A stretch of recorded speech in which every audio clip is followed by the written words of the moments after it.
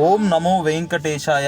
ఈ రోజు 31/2025 నాడు గురువారం తిరుమలలో సాధారణంగా ఉన్న భక్తుల రద్దీ. నిన్న అనగా 29/1/2025 నాడు స్వామివారిని దర్శించుకున్న భక్తుల సంఖ్య 62,710 మంది స్వామివారిని దర్శించుకున్నారండి. అలానే స్వామివారికి తలనీలాలు సమర్పించుకున్న భక్తులు 15,635 మంది స్వామివారికి తలనీలాలు సమర్పించుకున్నారండి. అలానే స్వామివారి హుండీ ఆదాయం చూసుకున్నట్లయితే 3,14,00,000 స్వామివారి హుండీ ఆదాయం ఉందండి. టోకన్ లేని సర్వదర్శనానికి వచ్చిన భక్తులు 3 కంపార్ట్మెంట్లలో వేచి ఉన్నారు. టోకన్ లేని సర్వదర్శనానికి వచ్చిన భక్తులకు 8 గంటలు దర్శనానికి సమయం పడుతుందండి. అలానే ఎస్ఎస్డి టోకన్లు కలిగిన భక్తులకు సుమారు 3 నుండి 4 గంటలు సమయం పడుతుందండి. అలానే ఆన్లైన్ లో 300 రూపాయల టోకన్లు తీసుకున్న భక్తులకు సుమారు 2 నుండి 3 గంటలు సమయం పడుతుంది. అలానే మన ఛానల్లో చాలా మంది వీడియోస్ ని సబ్స్క్రైబ్ చేయకుండా చూస్తున్నారు. అందరూ సబ్స్క్రైబ్ చేసుకోండి.